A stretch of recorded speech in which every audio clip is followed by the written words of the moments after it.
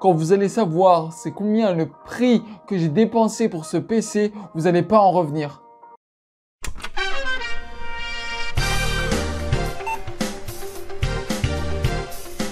Bonjour à tous, c'est Martin de Hardware PC, j'espère que vous allez bien. Moi ça fait un petit moment que je n'ai pas fait de vidéo, parce que j'ai fait beaucoup de vidéos en l'avance. Eh ouais, c'est vrai, excusez-moi, je bois un petit peu de Pepsi, j'en ai rien à foutre.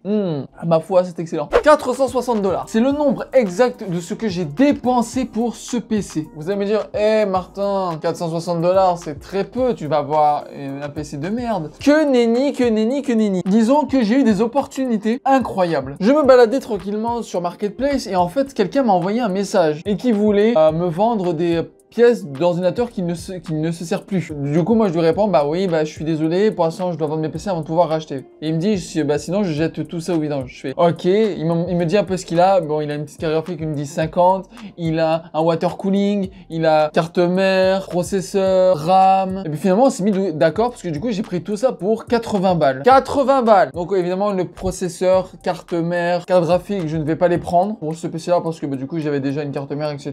Et que c'était du DDR3, donc c'était pas ouf. Il y avait un i7 3700, c'était pas ouf. Mais par contre, ce que j'ai gardé, c'est le power supply, le water cooling. Ça, j'ai gardé. Donc, on va dire que pour tout ça, il m'a donné 8 objets. Donc, sur ces 8 objets, 10 $, chacun. Donc, j'ai gardé le power supply et le water cooling. Du coup, 10 $ chacun. Incroyable. Déjà, c'était une aubaine. Un bon water cooling en plus, hein, c'est pas de la marque de merde. Hein. Donc, ça, c'était la première anecdote. La deuxième anecdote qui est incroyablement cool aussi, et ça, c'est fou.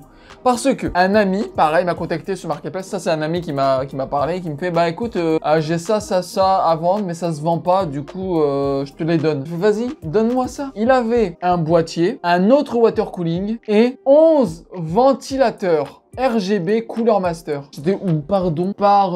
Il me les a donnés. Donc, tout ce que j'avais à acheter réellement, c'était la carte graphique, le processeur, la carte mère, le SSD et les RAM. Les RAM, je suis content, j'en ai trouvé pour pas cher du tout. La carte graphique est pas chère du tout pour le prix que c'est. Pour ce que c'est vraiment pas cher, mais pas cher du tout. C'est vraiment, je fais vraiment une belle aubaine. Le CPU, c'était correct. Et la motherboard, ça va, moins de 100 balles. Mais pour ça, de toute façon, je vais tout vous montrer. Et en plus, sérieusement, de tous les PC, il est archi beau. Déjà, mon pote qui m'a donné le boîtier ainsi que les ventilateurs, déjà, c'est fou. Il y avait 11 ventilateurs dedans. J'en ai enlevé 2. Et vous allez voir, le PC, non seulement il est beau, mais il est bien performant pour le prix. J'ai dépensé, je vous rappelle, 460 $, hein, j'ai dépensé. Hein. Donc, je pense qu'il est temps de vous montrer le PC quand même. Voilà, les amis. Alors, déjà, la largeur du PC fait absolument la largeur de ma table. Ça veut dire, elle est le PC est archi grand. Il est super grand. En profondeur. Déjà, il est super beau. Mais attendez, je vais quand même vous le montrer allumé. C'est le plus important. Vous êtes prêts?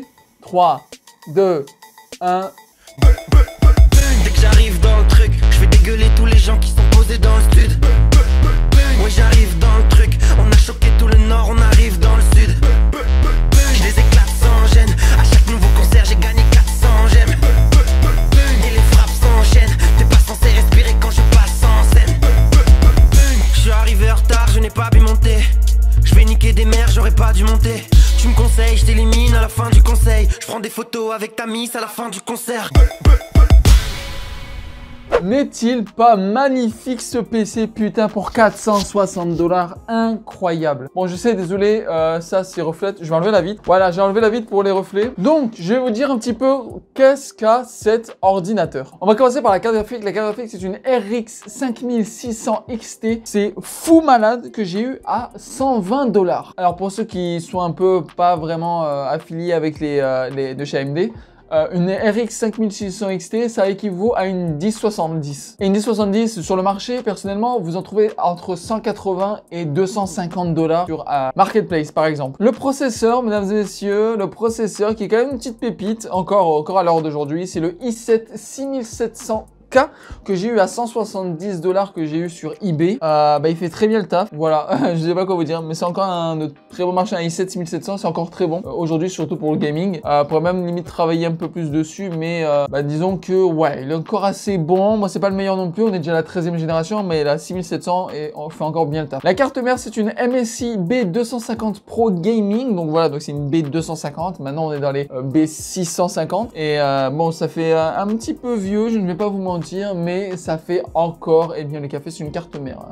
Vous n'êtes pas obligé de dépenser 6 millions de dollars pour une carte mère. Et je l'ai acheté pour 70 $ sur Marketplace. On passe aussi au SSD, le SSD qui est à l'intérieur. Alors bah, évidemment, comme je vous dis, je vous répéterai souvent, le SSD, il faut prendre ça neuf. Donc je l'ai pris neuf sur Amazon pour 43 $, c'est de la marque Thickwatt, j'ai jamais testé. Et il y a 500 gigabits à l'intérieur. Donc pour 43 $, ouais. La RAM, nous avons 16 GB de RAM, donc 2 barrettes de 8 GB, cadencées à 2400 MHz. Alors vous allez voir, je sais pas si vous le voyez, mais du coup vous avez vu qu'il y a 2 barrettes de RAM différentes. C'est parce qu'il y en a une, d'après, quand je l'ai acheté sur Marketplace, la personne m'a dit, bah voilà, celle en rouge, de base c'est celle qu'elle avait. Elle en avait 2, sauf que la deuxième était défectueuse. Et du coup, elle s'est fait remplacé par celle qui est en vert. Sauf que celui qui est en vert, c'est cadencé à 2666 MHz, mais ça marche toujours tant que on les met les deux à la valeur la moins. Parce que du coup, la rouge, elle est cadencée à 2400 et la verte à 2666. Donc du coup, on les a cadencés les deux à 2400. Voilà, c'est juste ça, la vie. Mais en tout cas, je trouve que c'est correct. Je l'ai pris quand même parce que ça m'a coûté 40 balles. 40 $ pour 16 Go de RAM, 2400 MHz. J'ai dit oui. Maintenant, on va passer à ce qu'on m'a donné. On va commencer directement par le Power Supply que vous pouvez voir. Bon, vous voyez pas, mais en tout cas, c'est de la marque Thermaltake. C'est une 600 watts et c'est un 80 plus white qui fait le travail en fait. Le CPU fan, le water cooling. Alors, c'est un water cooling de chez NZXT, c'est le Kraken. Alors, je sais plus c'est lequel de Kraken, mais c'est un NZXT Kraken. Alors là, le seul problème, le mini problème, je me souviens qu'on me l'a semi-donné, je l'avais acheté pour 80 $ le pack complet comme je vous l'ai dit au début de la vidéo, donc du coup je l'ai compté pour 10 $, j'ai eu 8 objets différents. Donc pour 10 $, j'ai eu le water cooling NZXT et à la place des deux ventilateurs, parce que de base les ventilateurs de Kraken ne sont pas RGB, et à la place du coup j'ai mis les ventilateurs RGB que du coup mon ami m'a donné Cooler Master pour que du coup le RGB quoi. Du coup pour les ventilateurs, il y en a 1, 2, 3, 4, 5, 6, 7 et 8. Il y a 8 ventilateurs de chez Cooler Master. C'est les ventilateurs MF 140, 120 plutôt, ça a plus l'air d'être des 120 que des 140. Mais en tout cas, j'adore parce que non seulement les fans des ventilateurs sont RGB, mais le contour des ventilateurs sont RGB aussi différemment. Et je trouve ça encore plus classe. Ah, la couleur, mon pote, la couleur, c'est une dinguerie au con. Et je vous dirais, un des meilleurs pour la fin, c'est le boîtier. Le boîtier, c'est un Lianli LAN 2 MPX qui vaut dans les 230 $ sur Amazon et je le trouve incroyable. Il est très spacieux. Alors, il y a une vitre en avant. Vous pouvez aussi regarder ici pour accéder à vos SSD, disques durs, etc. Plus voir accès à votre power supply. La même chose en arrière. Il y a aussi une vitre. Voilà. Et la vitre qui s'enlève aussi. Alors, je trouve ça pas ouf parce que du coup, la vitre voit mon câble management qui est un peu médiocre. J'ai essayé vraiment de faire mon mieux pour le câble management, mais c'est ça. En fait, en gros, il avait aussi le cache câble, sauf que il a oublié de me donner le cache câble. Je dis, bah, c'est pas grave, on sert à rien de te déplacer pour ça. Donc, au final, ce n'était pas si grave non plus. On voit les câbles, Et bah, tant pis. Quoi. Tu vas faire quoi, hein? Tu vas faire quoi? Esthétiquement, il est incroyable, mais maintenant, on va passer au test. Tout le monde, on est enfin, j'ai fait tout le setup pour faire les tests. Nous allons tester sur 1, 2, 3, 4, 5, 6, 7, 8 jeux différents. Alors là, vous êtes gâtés. Mais j'ai un petit peu changé la donne. Maintenant, au lieu de faire en ultra et en minimum, je vais tester tous mes jeux en moyen. Comme ça, moyen. Voilà, c'est une tranche entre les deux. On saura le nombre d'FPS qu'ils ont tous les deux. Évidemment, l'habituel. 3D Mark. Pour ceux qui ne savent toujours pas c'est quoi 3D Mark, 3D Mark c'est un logiciel qui nous permet de savoir en forme de score la puissance entre votre carte graphique et votre processeur. Plus les deux scores sont liés, enfin sont proches, mieux c'est, c'est-à-dire que le bottleneck fonctionne bien. Et je pense que, vu cette petite beauté, je trouve que ça irait peut-être dans les 6000, allez 5500, 6000. Voilà, donc c'est parti, on va lancer le 3D Mark. Et tout le monde, et voilà, c'est fou malade, je vois 7097 de score. Franchement, c'était bien plus que je le pensais. On aurait pu même, avec, j'imagine, un overclocking, nous pouvons atteindre les 8000 de score. Mais là, 7097 en tout, c'est vraiment pas mal. 4620 de CPU score. Donc voilà, le CPU, je pensais sérieusement qu'il allait être mieux, mais finalement je suis pas si déçu que ça. Bon, il y a quand même des différences entre les deux, mais en vrai ça va. Ici nous avons la température entre le CPU et la carte graphique. Et la température du CPU, c'est ce qui est en bleu clair. Il est un petit peu allé dans les au bas. Il est chauffé un petit peu, mais le maximum auquel il est allé, c'est à 55 degrés le processeur. Donc final, 55 degrés, c'est très bien. Le water cooling fait très bien son travail. Il est temps maintenant de passer au jeu. Et mesdames et messieurs, on passe au premier test. C'est évidemment Apex Legends, comme je vous ai dit, moyen. Alors je sais pas pourquoi vous voyez, je sais pas pourquoi j'ai ma souris en plein milieu, mais écoutez, c'est pas si grave. Attendez, hop. On est à 130 FPS. Voilà, et c'est ultra fluide. Après, évidemment, on n'est pas en pleine game, donc j'imagine en pleine game, nous serons dans les 130 FPS. Mais évidemment, en moyen, nous dépassons les 100 FPS, et ça... c'est beau. Donc désolé pour la caméra qui est aussi coupée, mais nous sommes sur Fortnite. Et c'est vrai, Fortnite, c'est lui que je comprends le moins du tout. En tout cas, on est à 100 FPS, 120 FPS en moyen. Donc en vrai, en moyenne, je vais juste mettre vraiment 100 FPS pour être sûr, parce que des fois, j'ai des drops d'FPS de fou. Mais c'est ça, je suis toujours déçu de Fortnite. Tout le temps, à chaque PC que je teste, je suis déçu de Fortnite. On dirait que Fortnite, il prend énormément, alors que pas du tout. Mais je comprends pas. C'est juste que ça suit pas. Prochain jeu. Bon voilà, mesdames et messieurs, pour le prochain jeu, j'ai choisi, évidemment, un nouveau jeu qui vient de sortir. C'est Warzone 2.0. Nous allons voir en moyen si, oui ou non, il fait le taf. Et en moyen, déjà en descente, on est déjà dans les alentours de 70-80 FPS. Bon, ce qui est pas mauvais. En vrai, je pensais que ça allait être moins que ça. Donc ouais, en vrai, en moyen, nous sommes, si on chipote un petit peu dans les graphismes, on joue un petit peu. En moyen, on est à 70 FPS. Donc c'est plutôt pas mal. Donc ouais, je trouve c'est quand même assez validé. Il y a des gens à côté, on va essayer d'en tuer un. Attendez, on va essayer d'en tuer un. J'ai pas du tout le son du jeu. On va voir si on peut faire quelque chose de sympa. Ah bah non, voilà, on m'a tué. Let's go, let's go, let's go.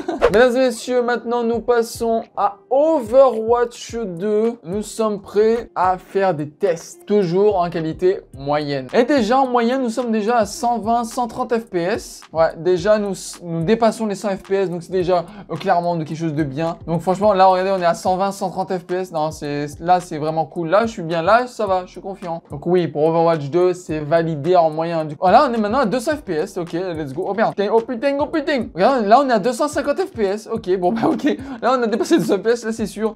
C'est sûr, c'est vraiment bon. Bon, voilà. Putain, en vrai, on dépasse les 200 FPS, donc c'est plutôt cool. Mesdames et messieurs, je suis sur Minecraft et nous sommes littéralement à 1300-1400 FPS. Bon, là, j'ai pas mis genre moyen, hein, c'est vraiment le jeu brut comme il est de base. Et voilà, 1800, on est même à 2000 FPS. Qu'est-ce que tu veux, je crois? Qu'est-ce que vous voulez que je vous dise? C'est validé beaucoup en fait. Mesdames et messieurs, prochain test qu'on est, c'est sur God of War. Oui, God of War Ragnarok est sorti, mais il n'est pas sorti sur PC. Donc on passe directement à God of War sur PC, qui a 60-80 FPS en minimum. Là, je l'ai mis en minimum, je l'ai pas mis en moyen. Ah, et là, on passe dans les 60 FPS. D'accord, ouais, là, je m'en doutais un peu. Et comme je vous ai déjà dit, de toute façon, berf, voilà. On est à 60 FPS. C'est sûr que ce jeu, il prendrait beaucoup. Hein, en vrai, standard, donc moyen. En minimum, on est à 60 FPS. Là, en moyen, on est aussi un peu à 60 FPS. Mais franchement, c'est cool. Des endroits, on est à 70 FPS, donc c'est vraiment cool. Franchement, c'est validé. Mesdames et messieurs, pour ce dernier test, nous sommes sur Spider-Man. Et là, on est en moyen. Le jeu est archi beau et archi fluide. Malheureusement, on n'a pas les FPS. Je sais pas pourquoi ce jeu ne veut pas prendre les FPS, mais ce n'est pas tant grave. On se balade bien, c'est très fluide. Pour moi, c'est du pareil, c'est du 60 voire 80 FPS en vrai. Mais ouais, c'est absolument fluide. Spider-Man, c'est validé. Au final, est-ce que ce PC vaut le coup? Oui. Pour 460 $, oui, évidemment, il vaut bien le coup. Vraiment, comme je l'ai dit souvent, mais un truc qui me casse énormément les couilles, c'est Fortnite. Genre, il tombe bien sur Fortnite, il n'y a pas de souci. Sauf que des fois, il y a des drops, mais il y en a quand même assez souvent, des drops d'FPS. Et c'est ça que je trouve ça con, parce que Fortnite non plus, c'est pas un jeu qui prend énormément. Les graphismes ne sont pas vraiment ouf. Alors que God of War, lui, sans problème. Warzone, sans problème. Il n'y a pas de lag, il n'y a rien. Donc, c'est ça que je comprends pas. Mais bon, à part ça, le PC est vraiment beau. Il est correct dans l'ensemble. Et en plus, pour le prix, c'est vraiment bon, finalement. En tout cas, merci à tous d'avoir regardé cette vidéo. J'espère que vous aurez plu. N'oubliez pas de vous abonner à la chaîne de Hardware PC. On se revoit la semaine prochaine pour une nouvelle vidéo. Et je vous dis au revoir.